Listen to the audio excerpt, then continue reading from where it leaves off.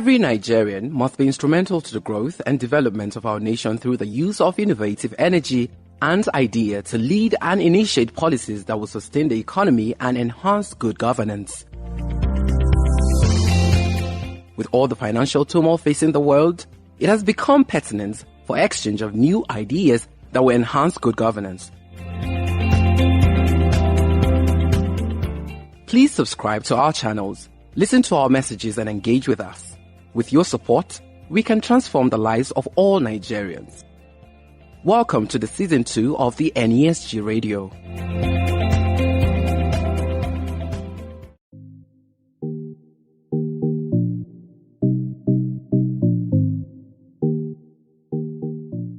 So we know about the signing of the Petroleum Industry Bill. So this was very well received, and people thought that this would help in bringing investment into the oil and gas sector. So we are now going to talk about deregulation of this sector. So guys, what do we think about oil and gas deregulation? So is it something that needs to be done right away? How should we do it?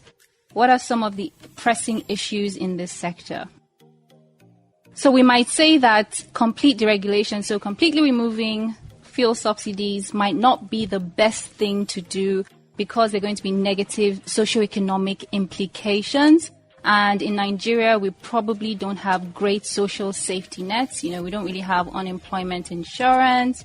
We don't really do much in terms of conditional cash transfer. So it might not be the best idea to just completely fuel subsidies. So what are some of the things that we can do in the oil and gas sector in the short term to improve its performance and, just to improve efficiency in that sector? Oh, thank you, Sherry, for that. So I think there is a need to clearly differentiate between oil and gas sector deregulation and the removal of subsidy. So there are clearly two different processes, and that can go side by side. One can take place, can be the oil sector deregulation, while government will retain subsidy, or government removes subsidy and not actually implement the deregulation of the sector. So what is deregulation of the sector? So it is government removing or ensuring it plays only regulatory role in the activity of the sector, which could mean that government itself can actually also be a player. So what we are saying is, instead of the concept of liberalization, you are saying liberalize the market, play more of a regulatory role, but you can also come in as a player, as we have with the telecommunication sector. He was previously NITEL, as we have NNPC in the oil and gas sector. So we are saying, NNPC, can you play more regulatory role? Then you can set up your company to also be a player. So that is what we are saying with oil and gas deregulation. Then, by this, the Petroleum Industry Act 2001 actually sets Nigeria on that path of deregulating the market and ensuring government plays majorly regulatory role only, while NNPC as a government company would be a player, such as the Mobil, such as the Chevron, such as the Total, and every other player we have in the sector. So that's why we actually observed that NNPC was converted into a private limited liability company.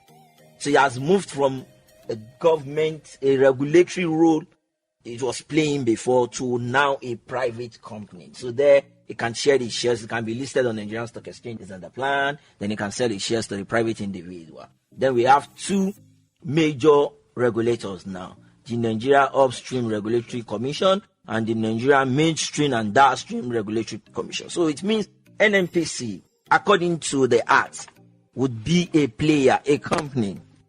That is what we mean by deregulation. Then NNPC then can continue selling its product at a below market price. That is subsidy. So what it means is NNPC, as now a private company, can decide to import at 150 and it sells at 142. That's so being a government company. So that's why we need to differentiate between oil and gas deregulation, so which means liberalizing the market, ensuring there is a competitive environment for all players, including government companies that wants to play in the sector. While oil subsidy means price regulation. It's just, for example, when government actually deregulated the telecommunication sector, price of call per minute was put around 55 naira, if I remember. Then it reduced. It got to a time it was fully liberalized to say telecom can charge whatever they like to charge. So at that point you have price fixing, that is subsidy. At the point you have participation of more and more players in the market, that is deregulation. I think my colleagues can add to it. So essentially, let me add to what Shaks has said about NNPC being a player. It's just to set a competitive pace for other players. For example, NNPC imports at 150 and is selling 140. If you want to buy fuel, right, you look for where it is cheap. So if you set that kind of pace and say, okay, I'm selling 140, others are selling 150, everybody will want to come and buy for you. And other players will want to reduce their price. So NNPC being a player will just set a competitive pace for others to follow. So it's not really subsidy, but it's just, I want to set a pace for the market to make it more competitive. Instead of I buy at 150, I sell at 150. But when I set a lower price, other people want to follow suit. Well, as much as we try to differentiate the two, I believe they are one. They are the same. There is no identical twins. Well, identical twins for me. Or they are Siamese two different twins. Maybe something that route. But for me, the PIA as passed is actually very rich. However, with so many limitations here and there, we know anything human-made will have one limitation or the other. Of course. But the PIA is rich in its propagation of law. Even concerning the deregulation, so many deregulation has been done in the PIA. So we think the problem is implementation. Subsidy removal is explicit in the PIA, and all of these issues. But we now have another face of the issue, which is implementation. And what are the things that drive the implementation? It is the sense that makes the decision.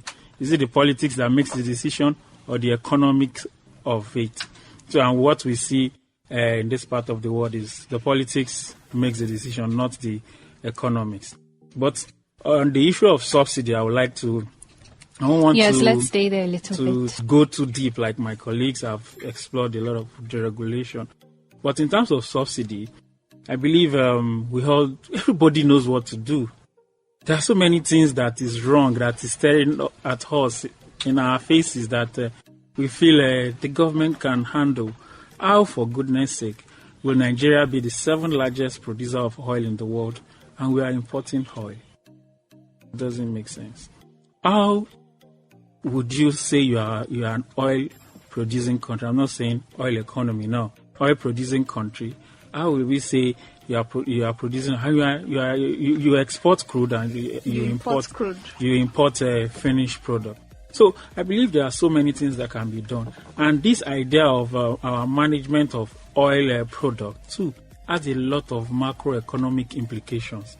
So the fact that the NNPC has to be the one importing directly, it means the government needs to be giving subvention in terms of forex to NNPC to be able to get the fuel in as NNPC so desire. So this is another angle to which we can look at it. So if we are able to remove that aspect of pressure on our forex, we know to some extent we are managing forex. And why can't we get our refineries working? We are for a long time, the government out there is almost every year we have seen the government putting so many things in place.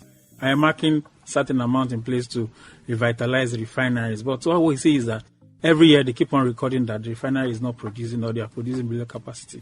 So one of the things that comes to mind is, why can't you privatize these refineries? Just like we have done for the NNPC, I believe we should take it a step further to be able to make it core private sector driven, such that everybody does business in the sector.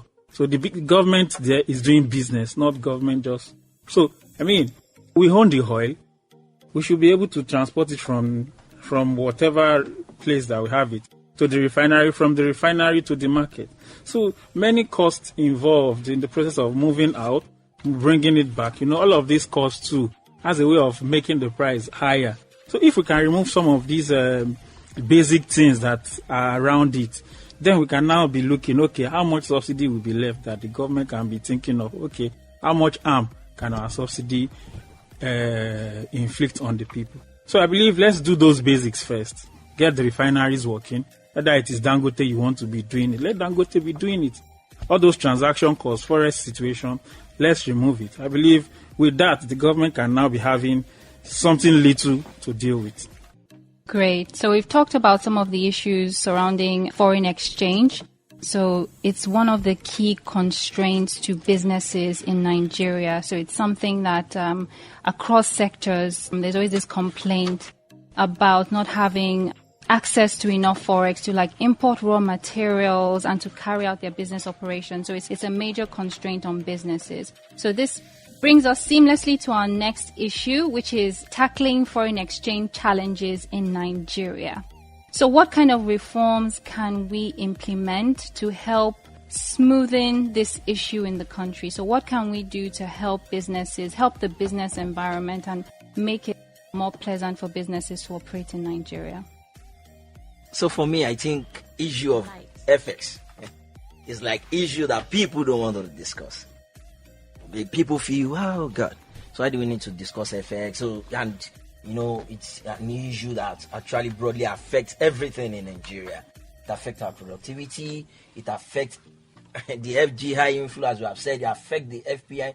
It affects how investors perceive Nigeria, the perception around Nigerian economy. It amplified the risk environment. It actually made hostile and is making hostile Nigerian business environment and investment environment. So, based on our position in this report, we actually looked at FX reform, which is a foreign exchange reform, from two perspectives. So the first is reforms around ensuring availability of foreign exchange. So that's the first one, liquidity problem. Ensuring there is adequate supply of foreign exchange at the level required by economic activities in the country. That's the first reform issues we actually looked at. And we actually looked at this issue by addressing the core issues around how government can approach this. So we actually looked around government actually leveraging the AFTA to attract more investment, forex investment into Nigeria. So Nigeria is a huge market. And at present, majority of our neighboring countries use our ports for entry ports. So when we have some of this around efficiency around this space, we can charge FX and attract more FX. So we look at the monetary authority considering removing the current capital control that is on inflow or outflow of capital. So we think when there is clarity around how I'll bring in my money, at what value, and when I'm leaving, I can push this out. If there is that guarantee for foreign investors, we can push this out. Then we also look at prioritizing non-oil FX sources.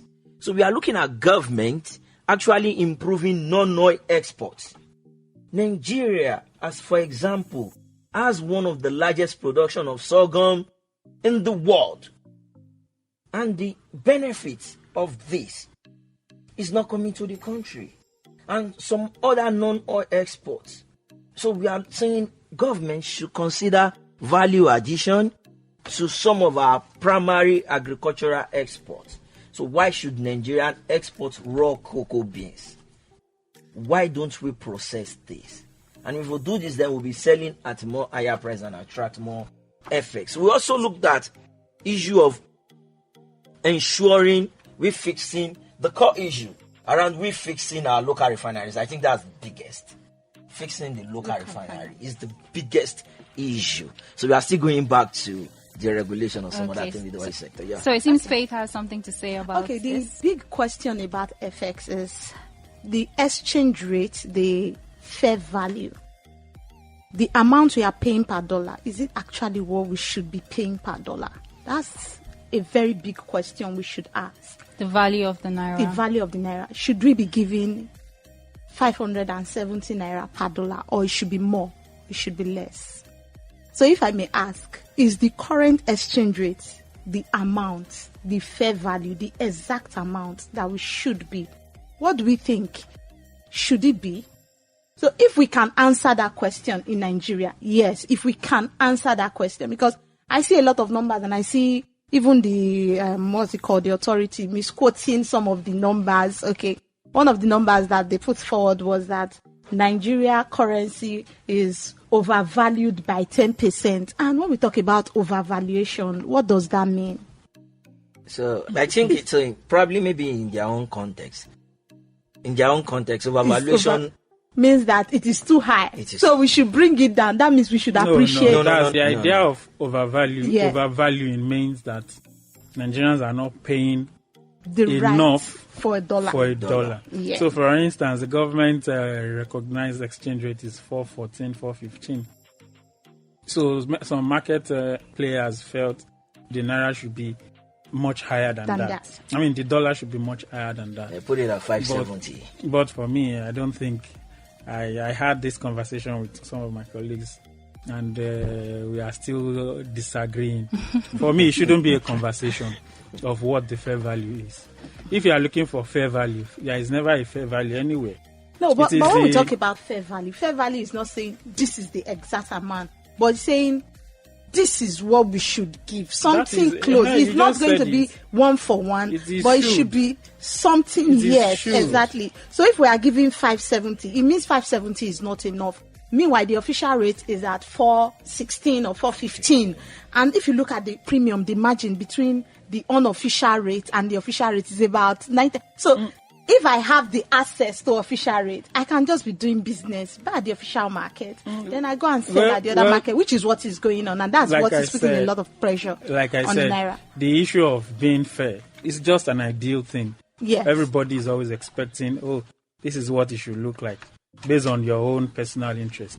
However, the most important thing I feel we should be looking at, as we have highlighted in our report, are the two issues of the market, which is availability of forex. How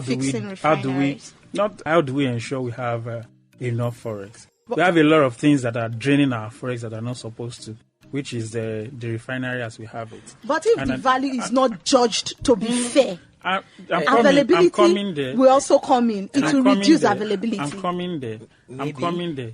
Like I told my colleague the other day, right? Many of these things are constituting constraint to the market. There are so many leakages in that space that are not supposed to be there. The oil importation by the NNPC is one of those huge space that is gulping a lot of forex from this country that could have helped in stabilizing the forex space. So if we can tackle this issue of availability properly, and when we talk about availability, a lot of the time people look at the CBN and we always want to blame the CBN. The CBN is not managing it well. The CBN is not doing this thing rightly and all of that. But the most important thing about forex is look at it in basic. Your forex inflow in terms of imports and other things that constitute your forex inflow, compare it to your outflow. We discover that we have more outflow than inflow. That's the source of pressure. So that is the basic pressure. So every other thing that is coming in, like we have it in I don't want to speak Yoruba here. So it's just you can add that to it. They call it harmonic in Sharero. It's just some part of the flesh of a beef. So it's not the problem. The problem is actually it's not the main thing. The problem is actually we being able to match our forex inflow from our different exports, from our export of goods and services, from so many services we render outside and all of that, to the imports we have. And looking at our import breakdown, a lot of the time people used to pay attention, just mention import. Go and look at it. We have over 60% of our imports in intermediate goods. Even the food that we are banning today, the food that households are eating directly, is constituting less than 60% of our imports. So we need to emphasize that availability. And at the same time, while we are looking at that, we look at the pricing properly to ensure that this pricing that we are doing is not creating a speculative environment in the market. So what we see is speculation. And and for me, I believe many of these fair value that we are saying is because of some lapses that we see in the difference between the two markets. So people can actually take money from the I&L and go backward to go to the black market and sell at the higher rate. Yes. But if the government can, the managers of the forex market can at least guarantee clarity about the moving in and moving out of forex, yes, people can know how they spend their money and how they can get the return. So if we're able to clear that aspect, I believe we will reduce the pressure on our foreign exchange markets. Sounds great. So diversification, I think, is very, very important for the economy. And also, not allowing speculation to take hold of the economy is also something that the government needs to be looking at. You can get the report at www.nesgroup.org/Outlook 2022. So that's www.nesgroup.org/Outlook 2022. And also catch us up across all our socials at official NESG. My name is Oluwaseyi Vincent, and on behalf of myself and my colleagues here in the studio, do have a great one. Thank you, everybody.